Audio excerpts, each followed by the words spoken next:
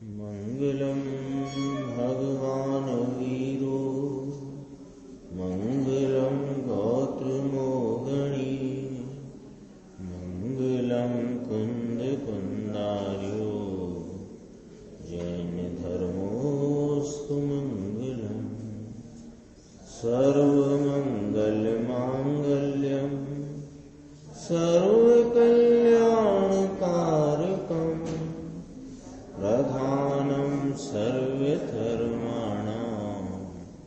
जैनं जयतु शासनम्।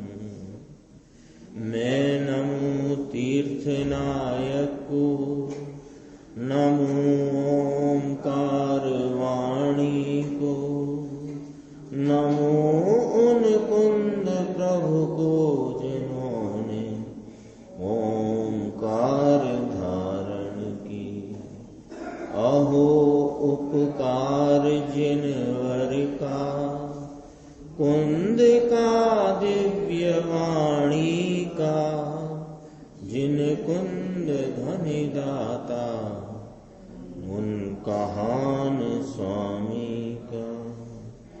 नमिऊन जिणम वीरम अनंत वर्णान दंसन सहावम मोक्षामिनियम सारम केवली शुद्ध केवली भणिदम।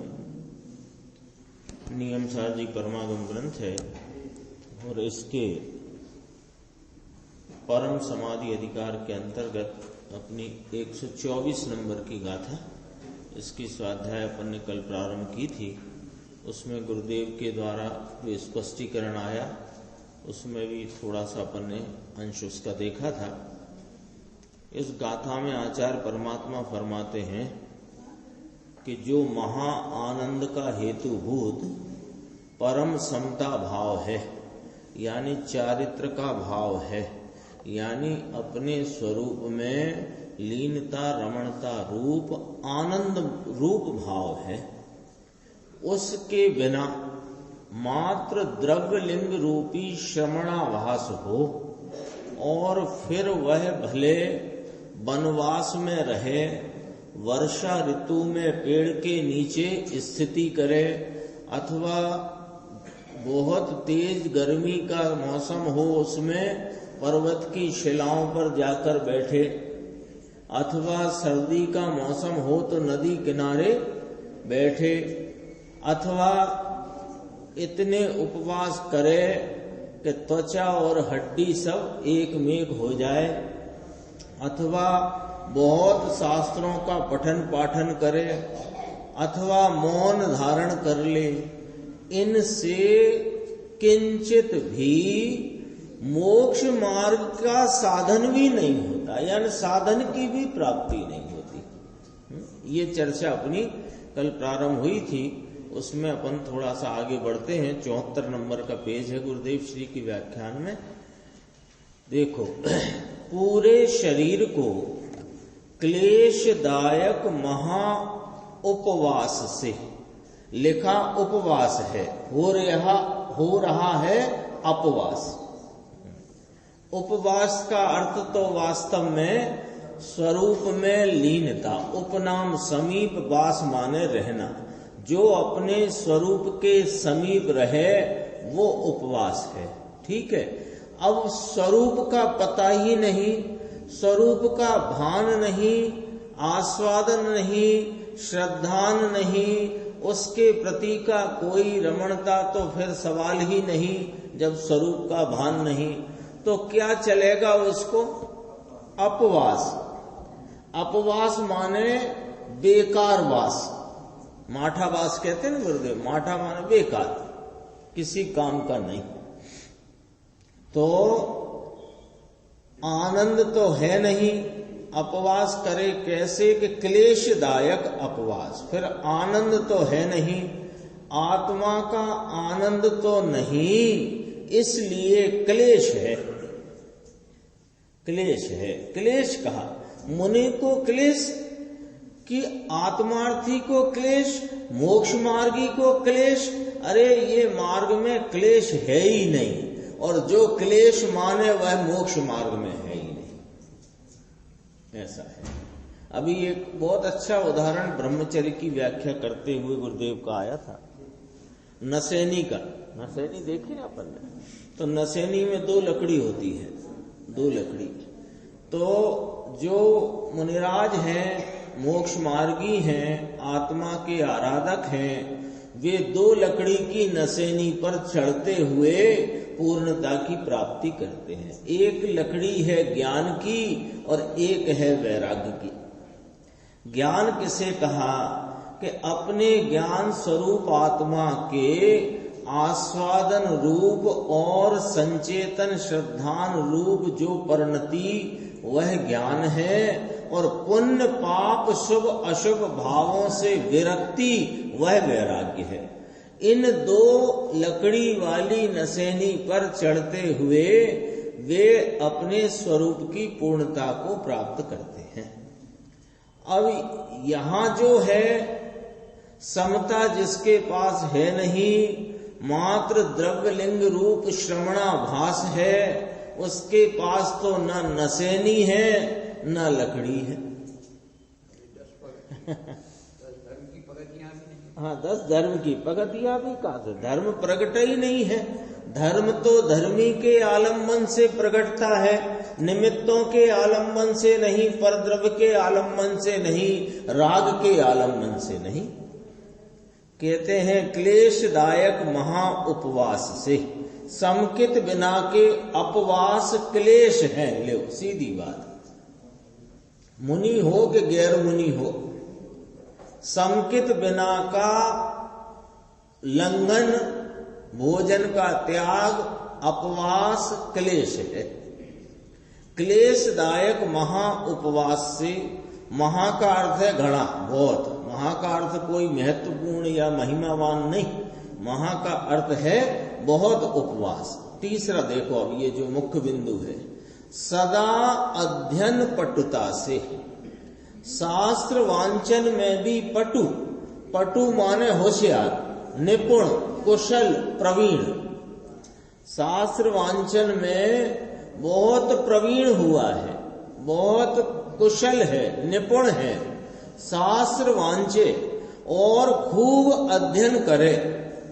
इससे क्या कहा कि देखो, शास्त्र अध्ययन में पटुता, शास्त्र अध्ययन सदा पठन पठन, शास्त्र पठन करे रात दिन। यहां अपने आता है ना, पहले पहरे मुनि स्वाध्याय करे, फिर ध्यान करे, फिर बाद की पहर में, पहर होते ना पहर, दोपहर, फिर शाम का पहर, ऐसे पहर। तो सहज शयन करे रात्रि के पिछले भाग में, 6 डाला में आता है ना, पिछली रात में। लेकिन क्या कहते हैं कि आत्म ज्ञान बिना यह सब क्रिया निष्फल है। पहले पहर में स्वाध्याय करे, फिर ध्यान करे, सामायिक तो कहाँ होती है, उस सामायिक की क्रिया करे, और फिर भूमाही पिछली रयन कछु शयन एकासन करे। क्या हुआ उससे? कुछ नहीं। यह सब क्रिया निष्फल है, फल देती है लेकिन संसार का फल तो देगी, संसार का फल देती है। ये वस्तु लोगों को कठिन लगती है, मुश्किल लगती है। क्यों मुश्किल लगती है? कि हमको स्वयं जो मान करके बैठा है वो बात का मेल नहीं खाता, और जो बात है उससे ये मेल नहीं, इस और जो ये मानता है उसका जिनेंद्र परमात्मा की बात में मेल नहीं। तो अब जब जिनेंद्र परमात्मा की बात आचार्य भगवंत मुनिराज और ज्ञानी धर्मात्मा करते हैं तो इसे फिर वह मुश्किल लगती है। नीचे देखना, इसी में चौथे बिंदु के संदर्भ में, ये नीचे बीच में भी बात है। देखो, एक तरफ कहा कि शास्त्र का अध्ययन करना, शास्त्र का अभ्यास करना, प्रवचन सार में गाथा आई है ऐसी। हाँ, आगम चेठा तदो जेठा, आगम चेष्टा ही ज्येष्ठ है, श्रेष्ठ है, ऐसी गाथा है। लेकिन स्वयं के लक्ष्य से, पढ़ने के लक्ष्य से, पंडित जी बनने के लक्ष्य से, परीक्षा देने के लक्ष्य से, नंबर लेने के लक्ष्य से, अपनी प्रसिद्धि के लक्ष्य से वो नहीं। देखो गुरुदेव फरमाते हैं ये तो स्वयं लक्ष्य से, अपने आत्मा के ज्ञान के लक्ष्य से स्वाध्याय करना, ये तो अकेली आत्मा के ज्ञान बिना अकेली स्वाध्याय किया करे। श्रवणाभास की बात चलती है और माने के इसमें से कुछ हो जाएगा।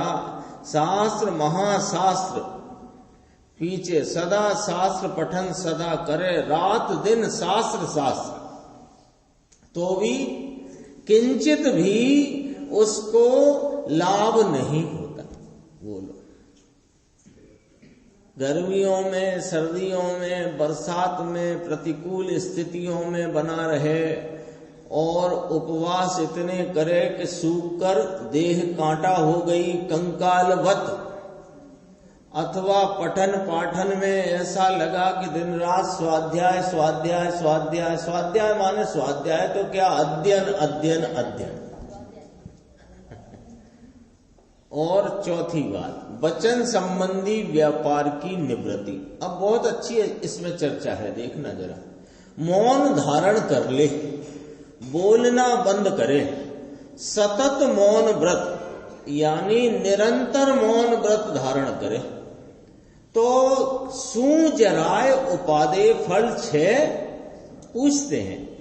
स्वयं टीकाकार मुनिराज अपनी भाषा में पूछ करके यहां वह बात कहते हैं, क्या किंचित भी उपादेय माने लाभ रूप फल है?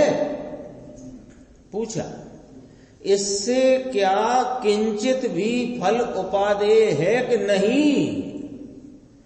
कठिन आया है श्लोक। इतने अपवास करे, मौन रहे, शास्त्र पठन करे, रात दिन शास्त्र वांचन करे, किंतु यह तो सब परलक्षी है। अंतर आत्मा आनंद स्वरूप, अतीन्द्रिय शांत स्वरूप, ये दृष्टि में अनुभव में आए बिना ये सब क्रियाएं संसार खाते हैं। ले, 2 खाते हैं ना, 2 खाते हैं। जीव के परिणमन में जो फल आता है उसके 2 खाते हैं, एक संसार खाता, एक मुक्ति का खाता, एक लाभ रूप खाता, एक हानि का खाता। अपन तो व्यापारी आदमी है तो लाभ हानि खाता। लाभ खाता माने स्वरूप के अनंत गुणों की निर्मल व्यक्तता का लाभ और उसकी पूर्णता का लाभ लाभ खाता, और राग द्वेष आकुलता क्लेश का उत्पन्न होना, उसका ही वेदन होना, ये हानि खाता। तो हानि खाता माने संसार खाता और लाभ खाता माने मुक्ति का खाता। ठीक है, तो कहते हैं कि ये संसार खाते की चीज है। सब ऊपर से पढ़ते आए ना, सब 4 बिंदु हो गए। मौन रखे, पठन पाठन करे, दिन रात निरंतर मौन रखे, उपवास करे, उपवास माने भोजन का त्याग, दिनों दिन सूख कर कांटा हो गया तो भी संसार खाते की चीज है। ये क्रिया से कोई आत्मा को लाभ हो जाए ऐसा बिल्कुल नहीं है। यहां तो ऐसी स्पष्ट बात है, दुनिया को कठिन लगे। अब प्रश्न आया, देखो कि संसारी की तुलना में तो अच्छा है ना। जो जीव, जो प्राणी, जो मनुष्य, जो व्यक्ति संसारी से क्या कि खाने कमाने भोगने में लगा है, उससे तो अच्छा रहा ना। ये प्रतिकूल परिस्थितियों में भी अपने को बनाए रखता है, उपवास आदि करता है, देह के प्रति ममत्व छोड़ दिया है, इसका पोषण करूं ऐसा लक्ष्य छोड़ दिया है, इसको सुखा डालूं ऐसे लक्ष्य में आ गया है, और शास्त्रों का पठन पाठन करता है, बोलना मौन ले लिया है, व्यर्थ कोई बातचीत करते नहीं है, तो उनसे तो अच्छे मानो जो सिर्फ संसार के खाने कमाने भोगने के कार्यक्रमों में लगे हैं, उनसे तो अच्छे मानो। बोलो निर्देश भाई वो एक व्यक्ति तो मंदिर की तरफ मुख भी ना करे, दिन भर खाना कमाना भोगना, खाना कमाना भोगना, जो कुछ संसार के कार्य, संसार के कार्य है।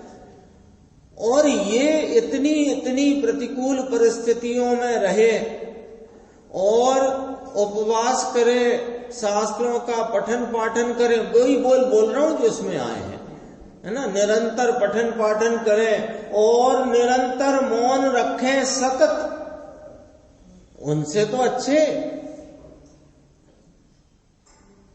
जवाब उत्तर पूज्य गुरुदेव श्री क्या फरमाते हैं, बिल्कुल जरिए अच्छा नहीं। दो शब्द लिए गुरुदेव ने, एक तो बिल्कुल कहा और फिर जरिए कहा। बिल्कुल किंचित जरा सा भी अच्छा नहीं है, तो कैसा है साहब फिर चंद्रेश भाई, कि यहां तो कहते हैं कि जैसा अनादि संसारी प्राणी चार गति में रुलता रखड़ता भटकता है, वैसे का वैसा है।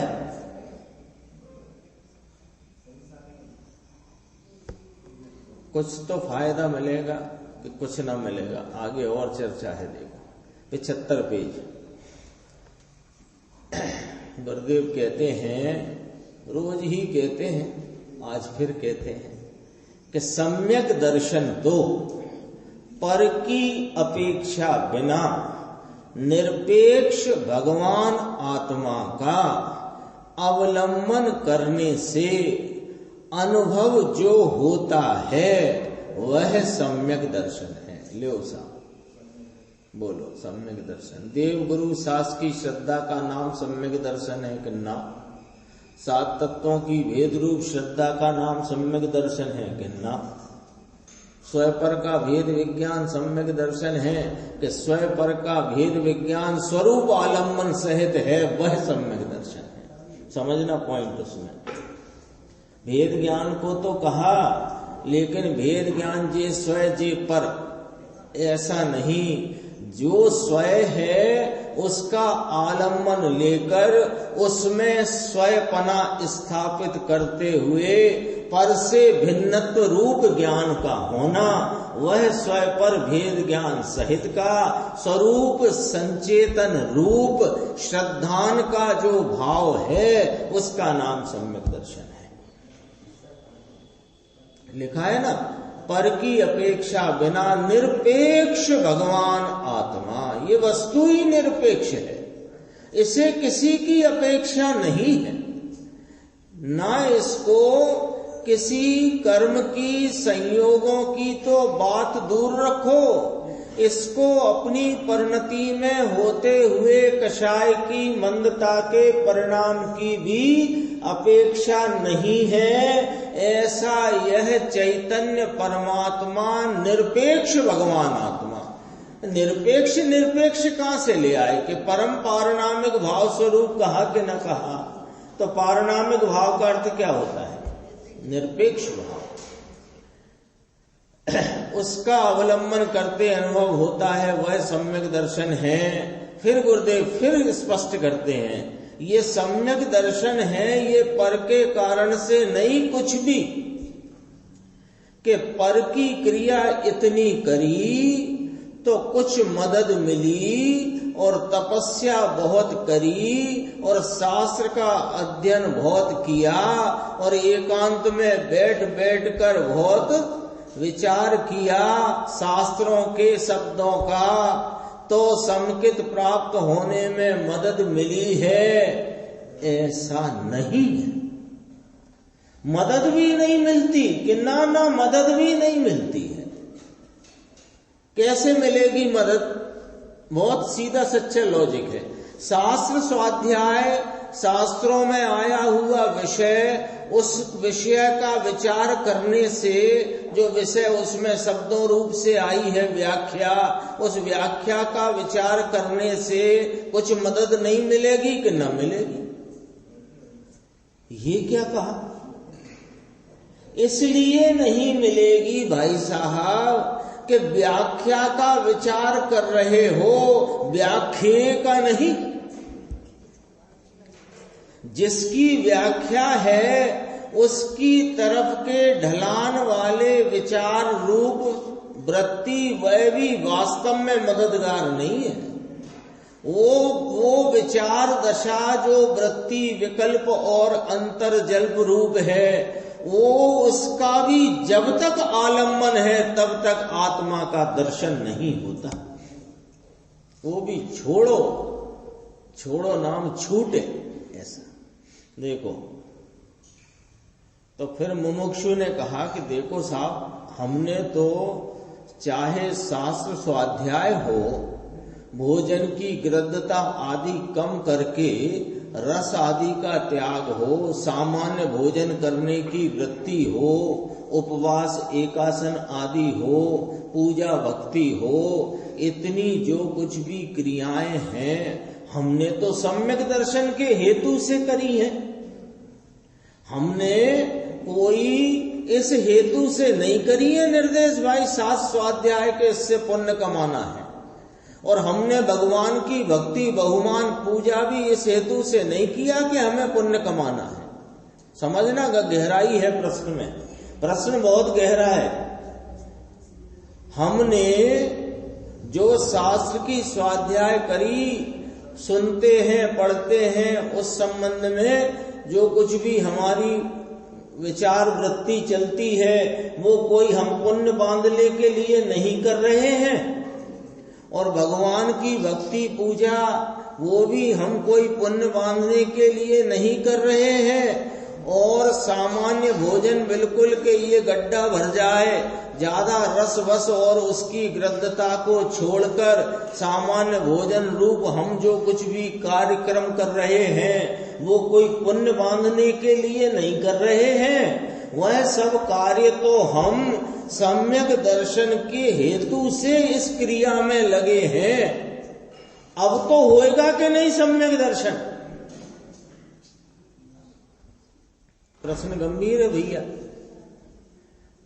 टीटू भाई साहब प्रश्न पकड़ में आए तो उसका उत्तर आज के आज बिल्कुल खंबे जैसा खड़ा हो जाएगा, मजबूत। अपन लोगों की बात है। जो लोग क्रिया में धर्म मान रहे हैं उनकी बात नहीं चल रही। वे तो क्रिया में धर्म मान करके अनादि मिथ्यात्व को और पुष्ट कर रहे हैं, उसमें ही खाद पानी दे देकर उसी को पल्लवित कर रहे हैं। उनकी बात नहीं कर रहे। हम बात यहां प्रश्न किसका है? प्रश्न उसने किया है जो गुरुदेव की सभा में बैठा है, और उसका प्रश्न इस प्रकार है कि हम जो स्वाध्याय आदि की जो हमारी वृत्ति है, भक्ति पूजा की वृत्ति है, रस आदि के त्याग रूप, आहार की गृद्धता के त्याग रूप, सामान्य भोजन के करने रूप जो हमारी क्रिया है, हम तो पुण्य बांधने नहीं करते हैं ये, ना हमको लोभ है पुण्य का। हम तो सम्यक दर्शन के हेतु से इन क्रियाओं को करते हैं। तो कोई लाभ होएगा कि नहीं होएगा साहब? ये प्रश्न है। उत्तर देखो, जरिए नहीं।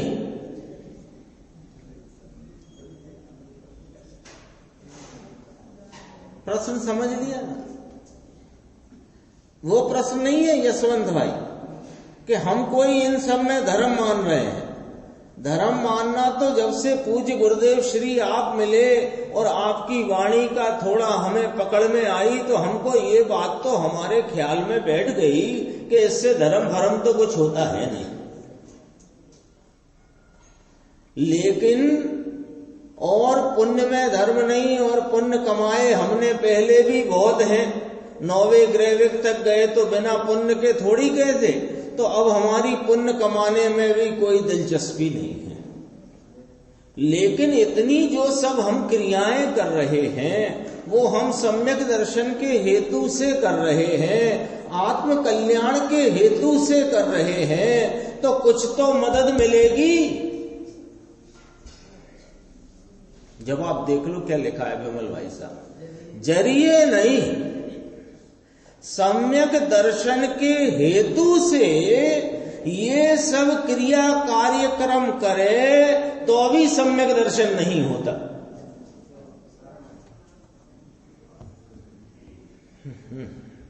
ये तो राग है भाई साहब,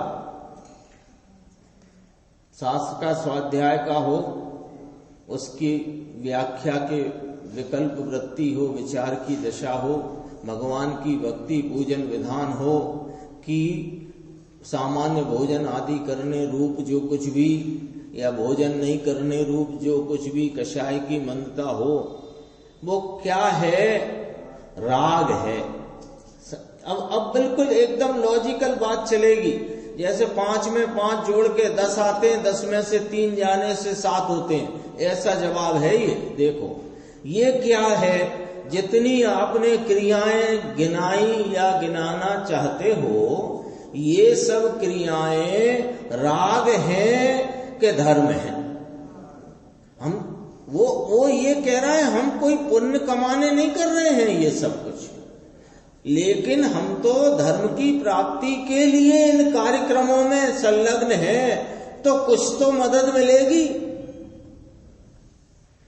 कि जरिए नहीं, सम्यक दर्शन के हेतु से, लक्ष्य से उसका प्रयोजन रख करके क्रिया करे तो भी सम्यक दर्शन नहीं, ये तो राग है। और अब लॉजिक देखो मुकेश भाई क्या लॉजिक है।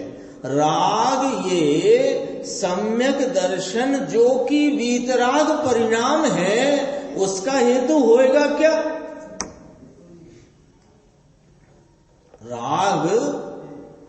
राग है वो विकारी भाव है, स्वभाव से विपरीत भाव है। और सम्यक दर्शन है वो कैसा भाव है? वह वीतरागी भाव है, आनंद रूप भाव है, स्वभाव रूप भाव है। बोलो, अब यहां सीधा एक लॉजिक है कि राग ये सम्यक दर्शन जो कि वीतराग परिणाम है, उसका हेतु होएगा क्या? आप ही बताओ। गुरुदेव पूछ रहे हैं, आप बताओ क्या होएगा? कितना लहसुन खाएं कि डकार कस्तूरी की आए?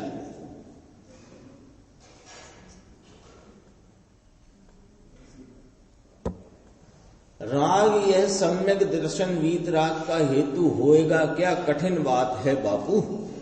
सम्यक दर्शन चीज ऐसी है, क्या होए, किसको कहना?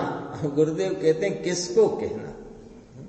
अभी तो सब फेर फार हो गया है। आत्मा अंदर सच्चिदानंद प्रभु, अनाकुल आनंद सागर, इसको कोई इस क्रिया कांड के कारण से कुछ भी लाभ नहीं है। यह क्रिया कांड तो अनंत बार किया है। बोलो, अब बोलो साहब क्या कहना है? ये पीछे कह चुके हैं ना गुरुदेव, सम्यक दर्शन तो पर की अपेक्षा बिना। तो पर में क्या क्या ले लें राकेश भाई? निमित्त को भी पर में ले लेते हैं, राग आदि कषाय भाव को भी पर में ले लेते हैं। तो निमित्त और राग आदि भाव ये सब पर में गए। इनकी अपेक्षा बिना इस भगवान आत्मा जो परम निरपेक्ष तत्व है, इसका आलंबन मात्र ही सम्यक दर्शन का हेतु है, और वही सम्यक दर्शन है। ये वाली बात है।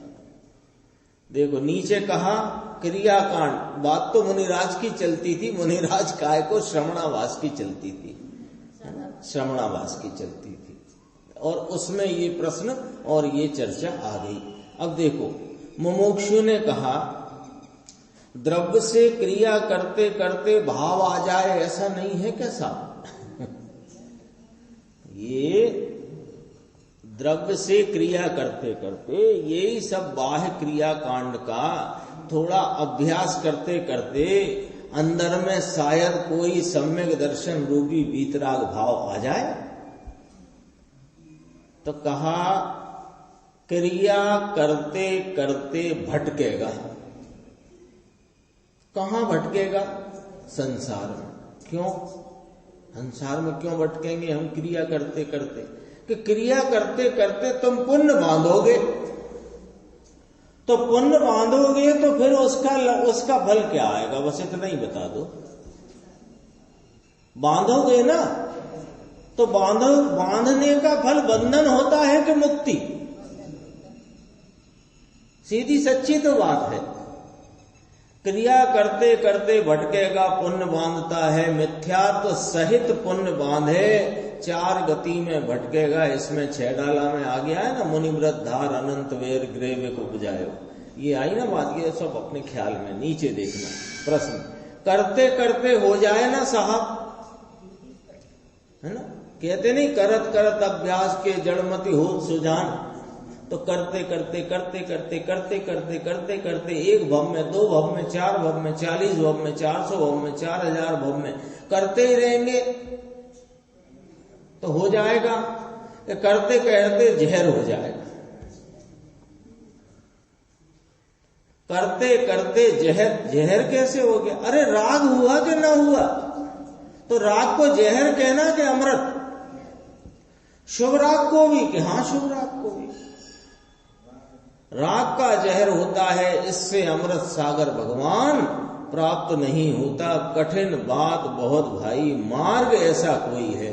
गुरुदेव कहते हम क्या करें, मार्ग ही ऐसा है। वीतराग प्रभु का कहा हुआ, वीतरागता की प्राप्ति के लिए का मार्ग वीतराग स्वरूप है, जो इस वीतराग स्वरूप के आलम्बन से प्रकट होता है। हम करें कहाँ? राग को डाले कहाँ? बता दो तुम तो। ना तो कहने वाला रागी, ना हमें राग की पूर्णता प्राप्त करना है, ना हमें राग मार्ग में चलना है, ना मेरा स्वरूप राग रूप है। इसमें हम राग को डाले तो डाले कहाँ बीच में? बता दो। इस मार्ग को कहने वाले वीतरागी, और जो हमारा प्रयोजन वह वीतरागता की प्राप्ति, और मार्ग भी वीतराग स्वरूप, और जिसके आलम्बन से प्रकटता है वो भी वीतराग स्वरूप। अब बताओ इसमें राग की एंट्री कहां करते हैं? देखो, इसमें इस टीका के बाद एक कलश आया था ना, अमृता शीति ग्रंथ योगेंद्र देव कृत है, उसके 59वें श्लोक को मुनिराज पद्म प्रमलधारी देव ने इस प्रसंग में, इस टीका के प्रसंग में उद्धरण रूप से यहाँ प्रस्तुत किया। अपन ने कलश पढ़ा था, उसके संबंध में गुरुदेव का व्याख्यान अपन देखते हैं। देखो, इसमें भी बहुत गंभीर चर्चा है। कलश में ये कहा था, मूल ये कहा कि चाहे गुफाओं में रहो, निर्जन वन में रहो, वहां चाहे जप तप होम करो, उपवास करो, शरीर सुखाओ, कुछ भी करो, उससे तुम्हें ब्रह्म स्वरूप आत्मा की प्राप्ति होती नहीं है। यदि तुम्हें वास्तव में अपने स्वरूप आनंद स्वरूप आत्मा की प्राप्ति करना हो तो क्या करो कि तुमने जो कुछ भी धर्म मान रखा है इसको छोड़ो और गुरु के पास अन्य प्रकार जो है धर्म का उसको खोजो। ये इस कलश का भाव है। अपन देखो, देखते हैं 76 पेज, दूसरा पैराग्राफ। पर्वत की गहरी गुफा आदि में कहते हैं, भले कोई पर्वत की गुफा में रहे, वन के शून्य प्रदेशों में रहने में, वन के कोई शून्य प्रदेश नाम निर्जन वन में अकेला रहे, इंद्रिय निरोध करे, 5 इंद्रिय का निरोध करे, सो यह तो शुभ भाव है, धर्म नहीं है भाई। ध्यान से, यहां तो ध्यान भी कहा यहाँ कौन सा ध्यान लेना? अज्ञानी है ना, अज्ञानी है। अब जरा पॉइंट गंभीर है। अज्ञानी है, अज्ञानी किसे कहते हैं मुकेश भाई? कि जिसे ज्ञान स्वरूप आत्मा का भान नहीं, उसे अज्ञानी कहते हैं। अब जिसे ज्ञान स्वरूप आत्मा का भान है, वह तो अपने आत्मा का ध्यान करेगा, और जिसको इस आनंद स्वरूप ज्ञान स्वरूप आत्मा का ज्ञान ही नहीं है, भान ही नहीं है, अब वो किसका ध्यान करेगा?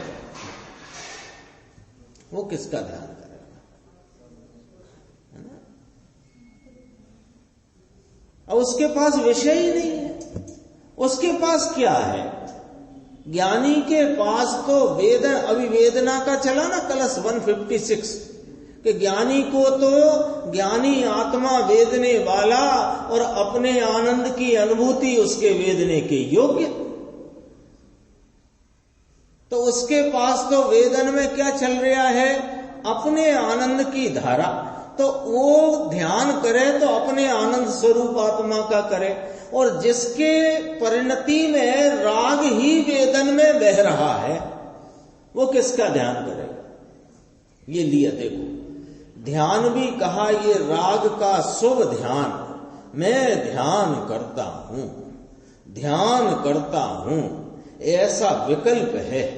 विकल्प है, इस ध्यान से भी मुक्ति नहीं, मुक्ति के कारण का भी प्राप्ति नहीं। ये विकल्प रूपी ध्यान और तीर्थ सेवा, तीर्थों की सेवा करना, शत्रुंजय गिरनार सम्यस्य कर की यात्रा करना, सेवा करना, यानी मूल तो सेवन करना हुआ, इसका अर्थ है ना यात्रा करना।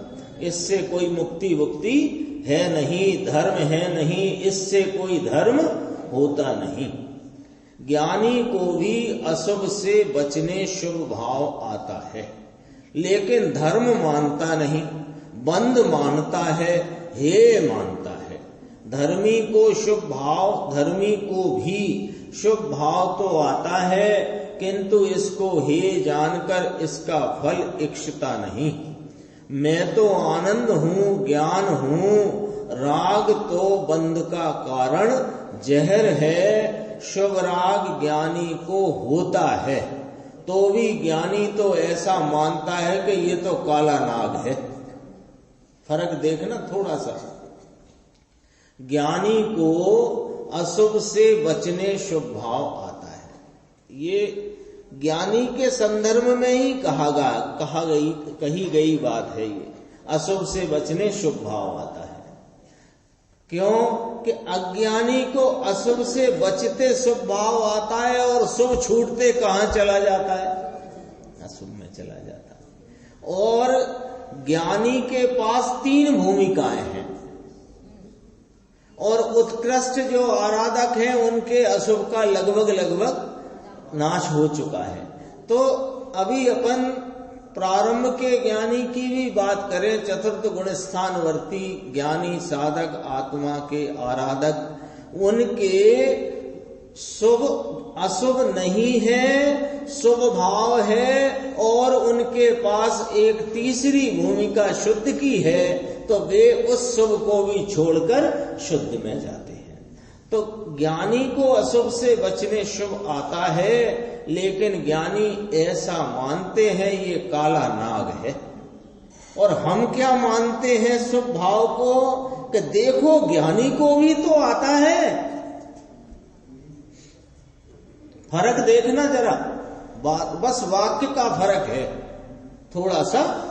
हम ज्ञानी की परिणति में जो शुभ भाव आता है, उसे ज्ञानी काला नाग देखता है, टाटा की भट्टी देखता है। क्यों कि वह उसे बंध रूप जानता है, बंध का कारण मानता है, हे रूप जानता है, और उससे छूटना चाहता है, उसमें प्रवर्तना नहीं चाहता। और ज्ञानी को इस प्रकार शुभ भाव जो आता है, हम उसे देखकर क्या हिसाब करते हैं कि देखो ज्ञानी को भी तो आता है।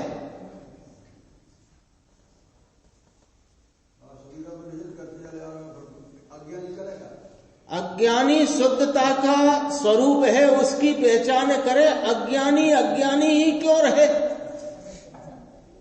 ठेका लिया है क्या हमने अज्ञानी रहने का? हमने क्या कसम खाई है कि हम अज्ञानी ही रहेंगे और अज्ञानी ही रहेंगे, इसलिए अब हम क्या करें, हमें तो सुबह ही अच्छा। अरे हमने तो यह प्रतिज्ञा की है इसी मंदिर जी में कि हमको तो यह अज्ञान टालकर अपने ज्ञान स्वरूप आत्मा का भान करना है।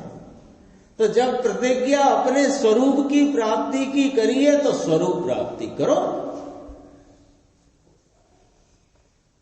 क्या करें का प्रश्न कहां है? बोलो। कौन नहीं मानता?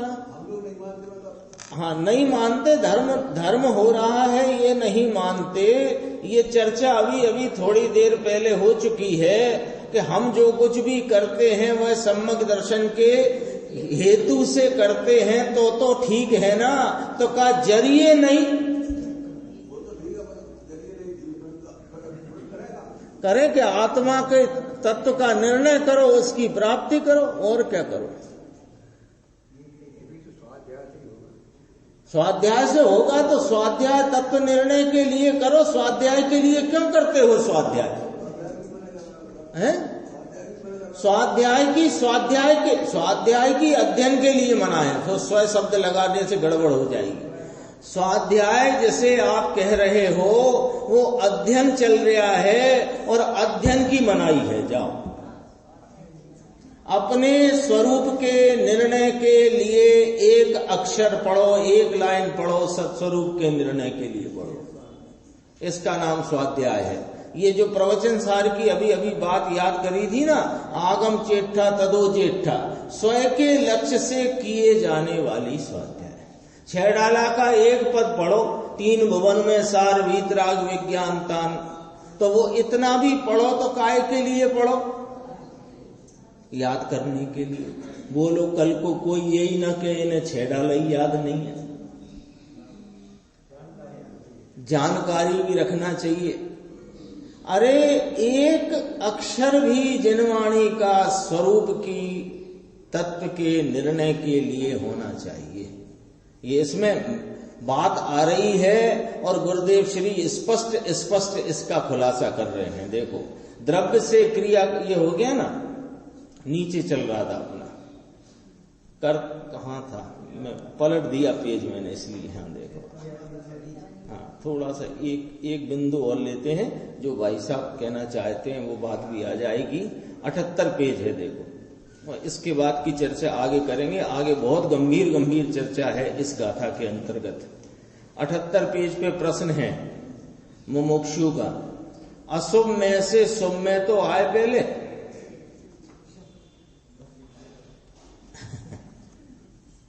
अशुभ में से शुभ में तो आया तो ठीक ही तो रही ना, अच्छा ही तो रहा। ये शुभ भी संसार में भटकवाने वाला, रखड़वानो संसार भटकाने वाला है संसार में। अज्ञानी को, अब देखो भाई साहब, आपका प्रश्न का जवाब सब कुछ यही है।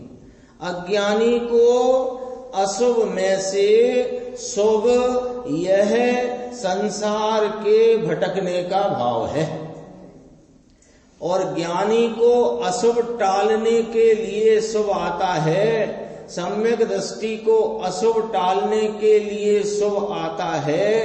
अज्ञानी को, मिथ्या दृष्टि को जो शुभ है वो शुभ नहीं है, अशुभ ही है।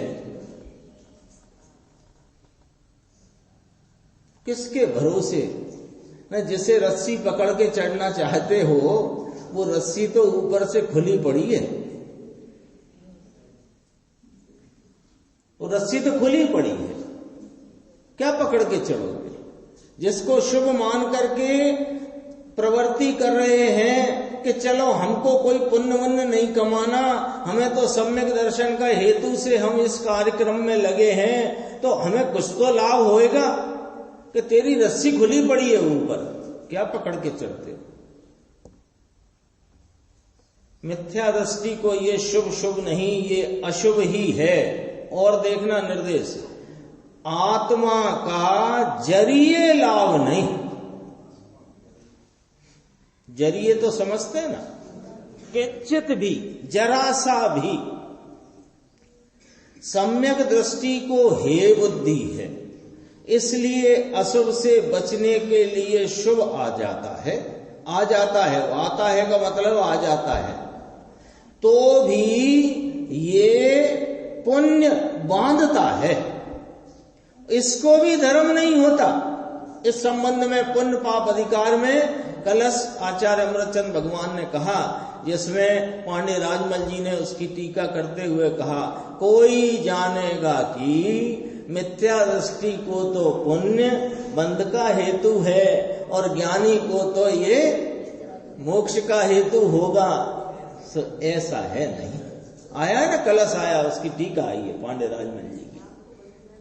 हाँ, सम्यक दृष्टि को आता है।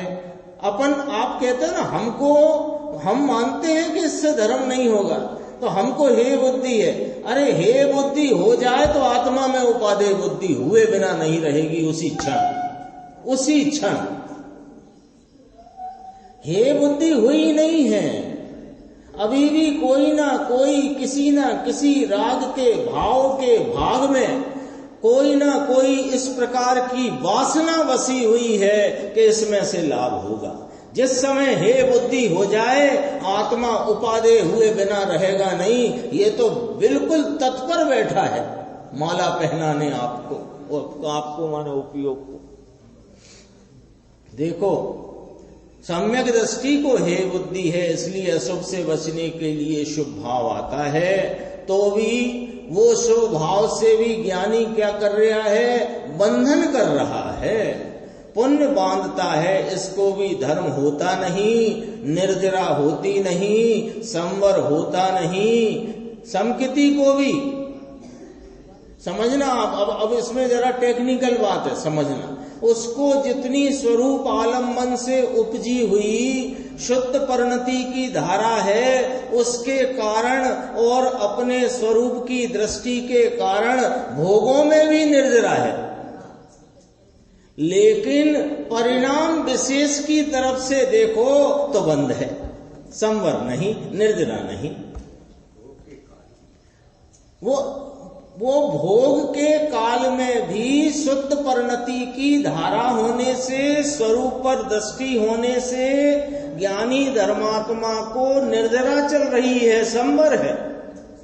लेकिन परिणाम विशेष को देख करके कहें कि पूजा के भाव से ज्ञानी को निर्जरा और अज्ञानी को बंद के नाना, पूजा के भाव की तरफ से देखो तो जिनेंद्र परमात्मा की पूजा भक्ति से ज्ञानी को भी बंद और अज्ञानी को भी। ऐसा नहीं है, उसको संवर नहीं है, निर्जरा।